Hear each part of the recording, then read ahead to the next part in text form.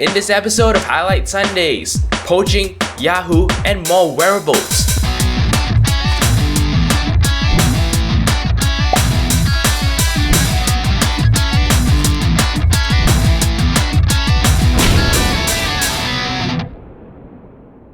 Hello and welcome back to Highlight Sundays. It is the 10th week of 2014 and here are your highlights. We start off with a PSA from Ars Technica. This one is entitled, Man Fixes Women's Computers, Watches Them Through Their Webcams.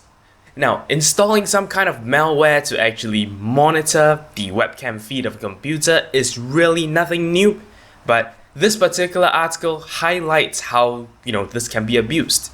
Even seemingly benign things like sending in, your laptop to a repair person, that could actually put you at risk of this kind of attack. What's scary is the victim of this attack actually had to, understand some things about computers before they actually realized that such a program was running on the computer. They actually contacted other people who might be involved in this, and that was how they found the other two victims, one of whom actually had the software on their computer for over a year. And as a matter of fact, it's not immediately easy to tell when this kind of software is installed on a computer. It never is, otherwise it's just, not a piece of successful malware. At any rate, this particular article highlights to us the need to, keep an eye out and to be wary when we are, away from our computer and someone else is meddling with it. There is always that room for suspicion, so, one needs to be careful. We move on once again. This isn't really a PSA of any kind, even though it is kind of security related. This article comes from Mashable and is entitled, Cyberpoaching, Why Hackers Pose a Deadly Threat to Endangered Animals. So yeah, here's something new. Here's a subject that we haven't approached before this. I'm sure obviously discussions do exist, but it's not something that I've particularly paid a lot of attention to. But in fact, the hack in this case is actually simplicity itself.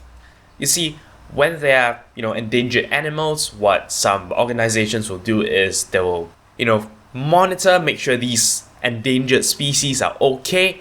And among the things they'll do, one of the things is they'll actually attach a tracking collar or some other kind of tracking device to the particular animal. That's all well and good. It enables the organization to actually track the animal, but that poses a problem as well. If a hacker was able to intercept that location information, it is in fact an extremely easy way to lead poachers to that animal. You see, the reason why these animals are endangered in the first place is probably because they were hunted for something. So from animals like elephants, for ivory, all the way to Bengal tigers, these animals, if equipped with tracking equipment of any kind, are actually susceptible to this hack. The article also goes on to highlight certain things like, those actually selling these rare items actually get a lot of money for that, and as a result, they can actually invest that money into tools that are used to, somehow compromise the devices attached to these animals, and as such, this has created some kind of a tech race between both the conservation groups and the poaching groups. This article was particularly insightful for me, mainly because I've never thought of tracking collars being compromised in this particular way. I never thought of them as, in fact, a way to get poachers even quicker to the animals themselves. So yeah, if you're interested to find out more about this, do head down to the video description where you'll find a link to the Mashable article. Let's move on. Our next article comes from Reuters and is entitled, Yahoo to Stop User Access of Services with Facebook Google IDs. So here's the deal.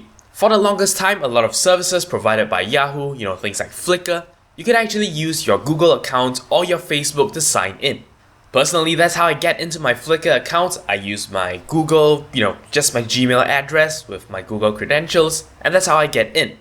Apparently, what Yahoo intends to do is they want to remove this feature. Now, according to a Yahoo representative, this is apparently an attempt to make things better, to increase the user experience, and also to give users a more personalized experience.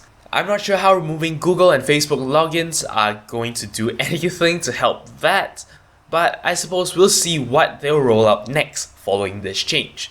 No timeline has actually been given regarding when these features are going to be removed, so we'll just have to wait and see. Personally, I am of course no big fan of this change. I have long ago thrown away my Yahoo credentials, and I'm probably not alone in doing so. But well, who knows what they have in mind? We'll just have to wait and see. Our last article comes from Mashable. This one concerns a wearable, but not a smartwatch. This article is entitled, "This Bluetooth ring is like a magic wand on your finger." This particular ring is yet another project awaiting crowdfunding on Kickstarter. As you can probably imagine, it's just a ring, you put it on your finger, and whatever gestures you do with your finger is actually recorded by the ring, and it's able to communicate with other devices via Bluetooth to carry out the action that you've assigned it. If you're interested to see more about this, do head down to the video description, check out this Mashable article. You will see the Kickstarter video for this particular campaign. Definitely a very interesting concept. I would like to see it in, actual use.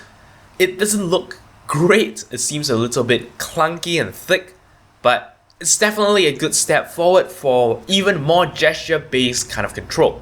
I'm also happy that, well, here's a wearable that's not a smartwatch. And hopefully, when it comes to wearable computing, people can start pushing in different directions as well. Not just, smartwatches, or Google Glass for that matter, but I suppose Google Glass could use its competitors. Anyway, yes, that pretty much wraps it up for this episode of Highlight Sundays. If you have any comments, queries, or suggestions, feel free to leave a comment in the comment section below. Don't forget to check out the official Twitter account for this channel at twitter.com/0612tv. As always, I appreciate every like, favorite, and subscription you give me. But until next time, you're watching 0612TV.